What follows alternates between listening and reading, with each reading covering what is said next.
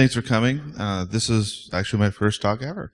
The key thing about this is we all deal with some level of IDS.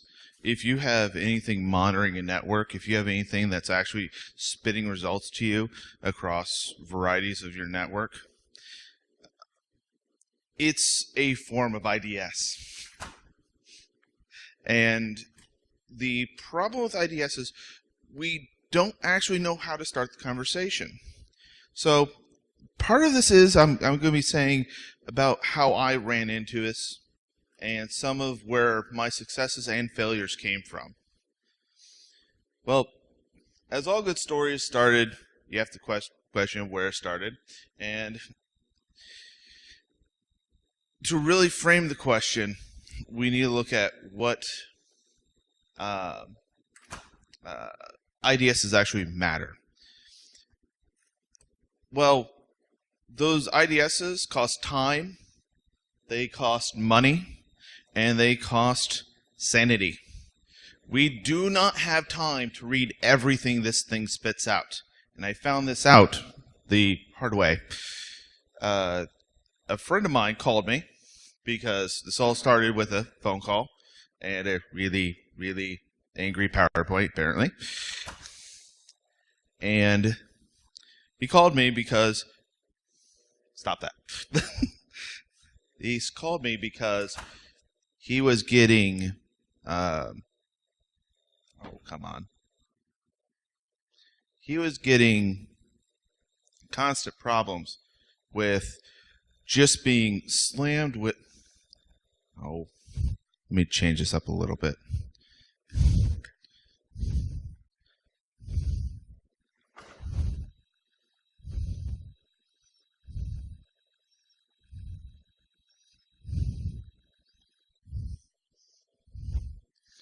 Okay. Sorry about that.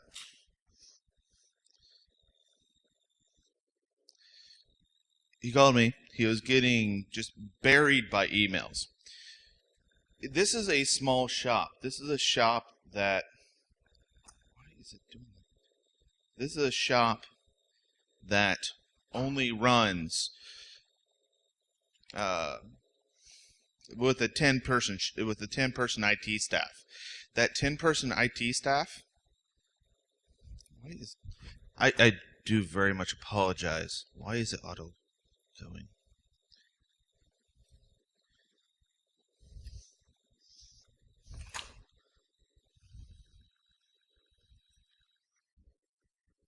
Okay.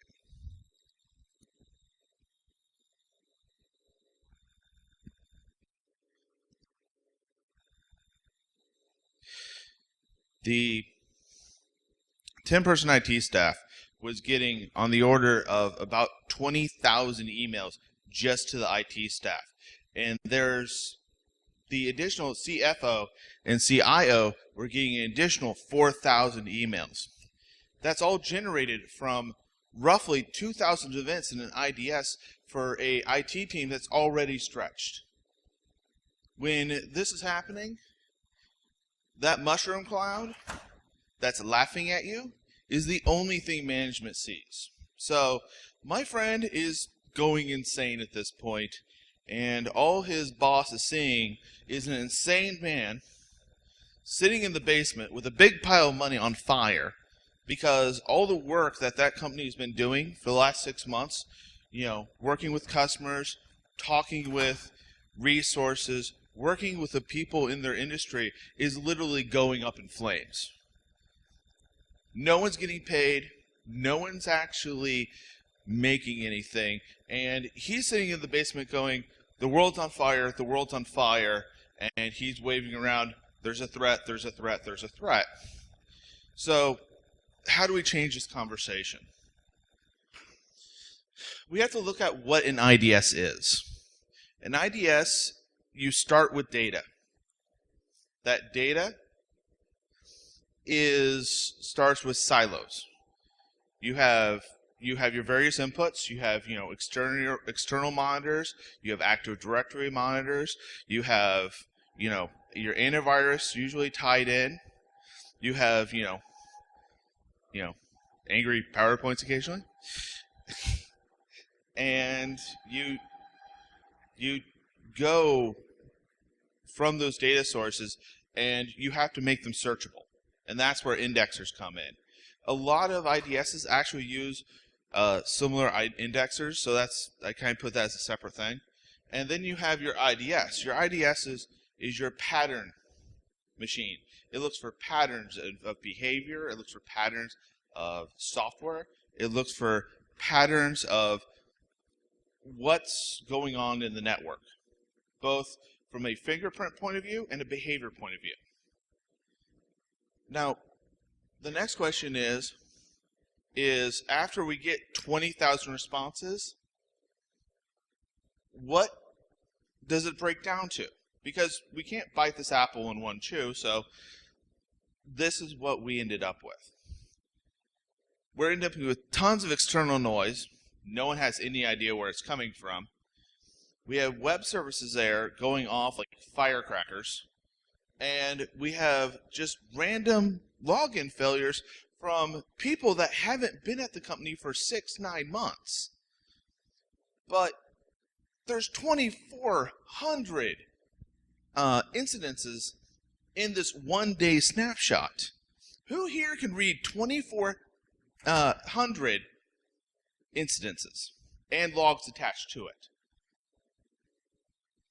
Darn, I was hoping I'd find someone that could do that, because I know I can't. I don't want to. So where did we start? First off, don't panic. That's the one thing I walked in that fixed the most things. It's don't panic. We had to actually take the chaos and make it work for us.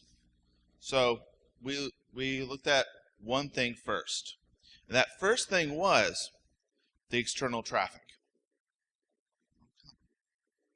That external traffic, we found one type of incident, and one type of incident alone, that caused 24.5% of the actual issues. No one bothered to load the external pattern for the IP phone server and the external ports. So you ended up with this block of about 600 alerts going to 12 people every day. It was horrendous, and people are losing their minds. Now, at this point, people love me because now they can access their email again. Because in order to find this, I actually had to argue with the lawyer to have them stop sending the emails. Why the lawyer loved the emails, I don't know. But it was all about framing that question so that the company can still function. Then we looked at web services. Web services, again, this was just bad coding in a few key spots. We're talking an hour work here, an hour work there, and suddenly half the issues go away. Who's here loves unsanitized records? They did. And suddenly, half the issues go away. This continues on, so we go down from about 2,400 in one day in our snapshot to a little over 1,300. So now that we actually understand what we are actually facing, we need to look at what wrenches we have to take apart this engine and put it back together, because obviously it's not working. We have a 10-person IT staff, which I mentioned earlier, and if we don't want to kill them, we need to look at how many hours are working. Because who here loves working an 80-hour week? Sorry, slides are acting up. I don't know why. Those 400 hours a week are critical. Because when you take those and actually look at what cost we have to work with, that cost comes down to man hours. The average pay was about $78K. So we have a really good, consistent pool to work with on there. I swear this PowerPoint was not doing this last night. At which point, if you go to USA.gov and you actually look at mandated benefits, the percentage works out for about $78K. You're dealing with about $38K worth of benefits. Now, the supplemental benefits like laptops, training, extra PTO, stuff like that, that's where you're going to get the most variation per company. They were fairly cheap, so they only did $7K per person, which if you're dealing with critical staff, I actually suggested they did more, but that's not really what I was there for. And if you actually do the math, it works out to about $61.63 per hour. The lesson here is you can actually put a price and actually talk with your owners and say, hey, this is what this is running. Let's actually walk in this with eyes open. So now we know what the cost is per man hour. How much do we want to spend? In most of my experience, if a company is spending under 5%, there's not really a lot you can do with them because you're running into situations where you don't have that buy-in. If you don't have that buy-in, you can put all the you can lock all the doors, but they're just going to unlock them, so save yourself a lot of trouble. And at 25%, there is something to be said for not being paranoid, even in our industry. Too many people are, and if you're stopping a business from functioning, like a email load that is literally cooking the Exchange server, there's something wrong. So in this case, they wanted about 20%, which is a good middle of the road for what they were actually doing. And so that equates to about 60 hours a day and about 80 hours a week. With those hours, we need some structure. That structure is critical. That structure is what makes IDSs work. Programmers don't just throw random code.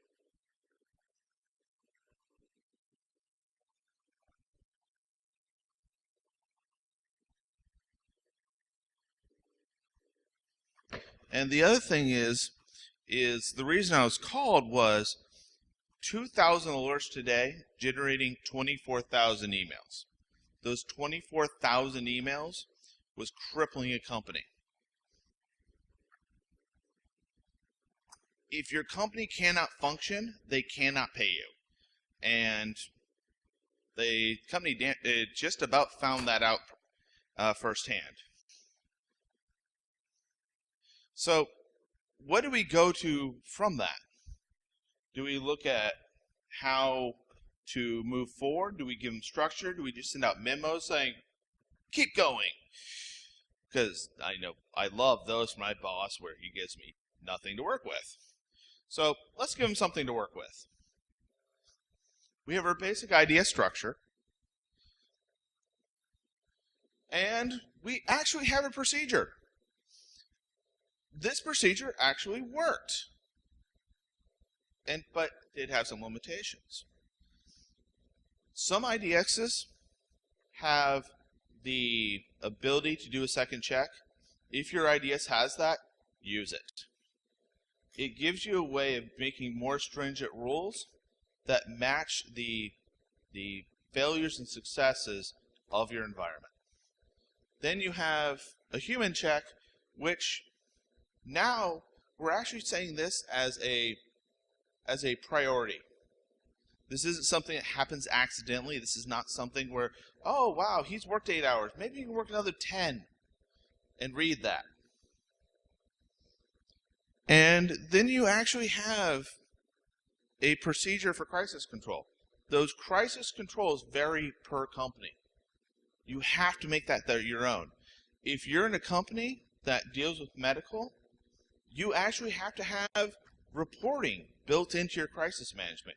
You have to have the notifications built in for the right people to take the right steps. And then you have, let's make life easier and clear away the garbage with those changing of rule sets. Rule sets can be firewall, IDS, Active Directory, group policy, doesn't matter.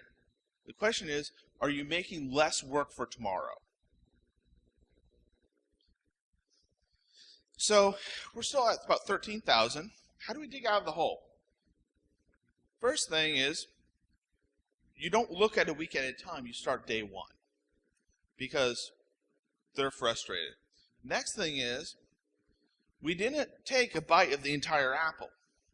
We just looked at, where is it you're having trouble? Where is it that keeps you up at night? For them, it was the external interface. They're still freaked out that a third of their incidences were external.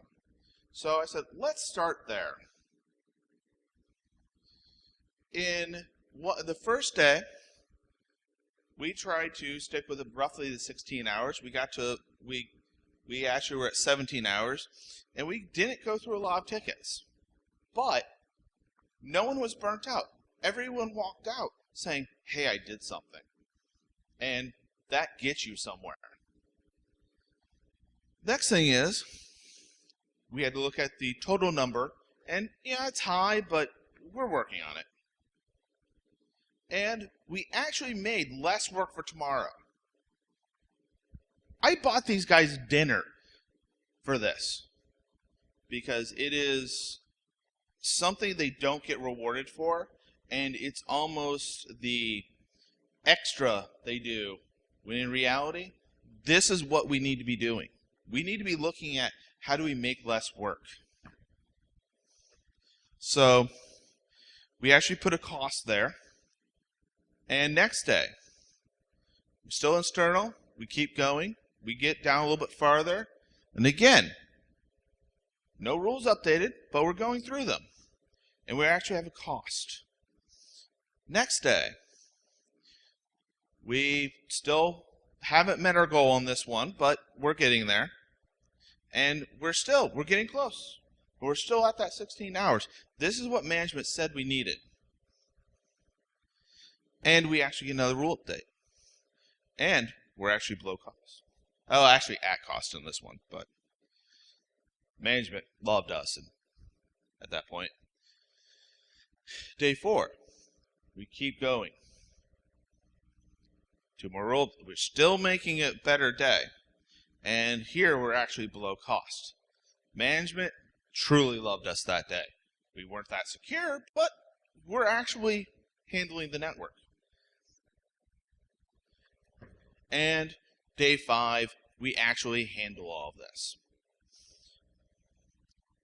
And we're within close to network. Now we can start adding on another brick to the pile and actually work through this house.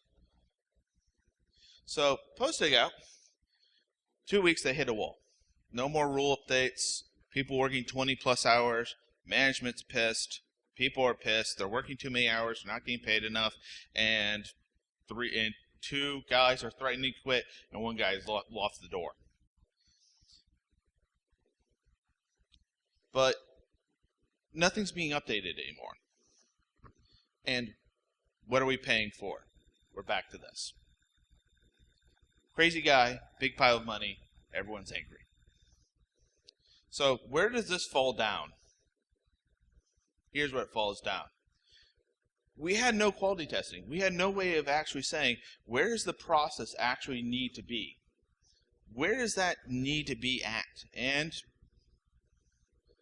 the human checks in this allow people to actually prioritize.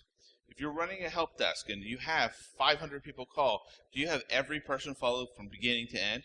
No, you prioritize, you triage. Why aren't we doing this with IDSs?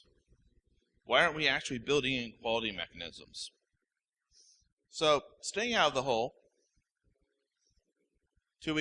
roughly about 2 weeks later, we start the day with about 300 alerts. And we're actually breaking it down to what we're doing. Level 1, it's a 5-minute look. If we get a bunch of 5-minute looks that look alike, okay, we'll do a rule update. Other than that, we don't care.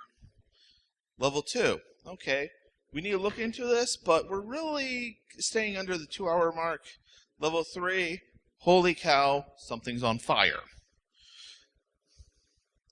So we have our actual triage going. We have our actual ability to go, what is going wrong?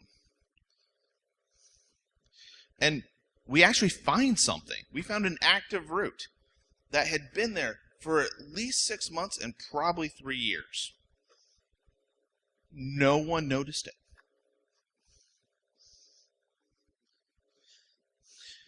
Day 2, round 2. We're going to, again, we're still looking at a pretty high number of hours, but now we can justify it with management saying, we're finding stuff. Now you're more secure. And we found a system with a broken auto login. You know those employees that haven't been here for 9 months? Yeah, they auto logged in there and was crashing everything. Again, now things are actually running faster, better, and people are less frustrated. So round 2, again, getting closer. This is not a single step. This is a process along the way. And we're still finding things. But we're actually getting close to that goal. Management's saying, hey, you're getting closer. Can we get there a little bit faster? But awesome, we're finding things. Once we hit this round 2, we actually have buy-in from management. Management is no longer sitting at sidelines like, oh dear God, they're burning our money. Because that's what a lot of management sees. And jumping ahead a little bit here, day 8. We're closer. Again, we're 40 minutes over. Found another sequel, unsanitized. They actually had to shut down a server. They were able to do this proactively to the point they gained customers by shutting off the servers for a week. They were actually to get salespeople in the room and say, we have to shut off the server. We don't have a choice. But we're going to talk with our clients, and we're going to make sure they're covered by setting up an alternate path for them that meets the regulations they're under before we shut it off. They gained customer for it. They gained actually 3 customers in 3 weeks for that. And we're close. So, what did we learn? The payoff on this is 1, always follow the money. We are tracking a crime scene. Look at where are we starting from. If we start from the incident side, we are never going to follow that rabbit hole all the way down. Because it's just going to be a money you put your pit in, and there's going to be an insane guy at the bottom with a big pile of burning money. Number 2, be lazy. Do your job. Do what you need to do. Do everything that is required to make sure your coworkers can pay their mortgage. Because that's what we're here for. We're not here for ourselves. We're not here because we just like computers. We're here because if we mess up, someone loses a house. If we mess up, someone doesn't get to send their kid to college. That's the stakes we're playing for. But if we burn out week 1, we're done. And they're done too, unfortunately. So we have to make sure. So the lesson on that is, if your boss gives you 80 hours worth of work, do the right 40. Do the 40 so you can do equivalent of 60 the next week, and 80 the next week, and 100 the next week. And so your boss says, why are you taking a nap? And you can say, hey, everything's secure. You have a report on your desk, and your cost is down. And because every presentation requires a Sun Tzu quote, if you know neither the enemy nor yourself, you will suffer defeat in every battle. See, I follow protocol. I have the Sun Tzu. We do not get the luxury of choosing our opponents. We do not get the luxury of knowing everyone that's going to come at us. So we have to know our own environment to compensate. We have to know the tools at our fingertips. And most of all, this is bad. If you're crushing the infrastructure of your company and crushing yourself in the process, what is the point of security? Well, I'm just about a minute under, so I want to take just a few seconds to actually say thank you to Gavin and Felix and GrrCON, because though I had an angry PowerPoint for a second there, the part of this conference and a lot of conferences is to, hey, they have a good idea. Get them on stage. So if you have someone that has a good idea, tell them to stand up. And make sure they don't have angry PowerPoint presentation. So I just want to say thank you, and thank you much.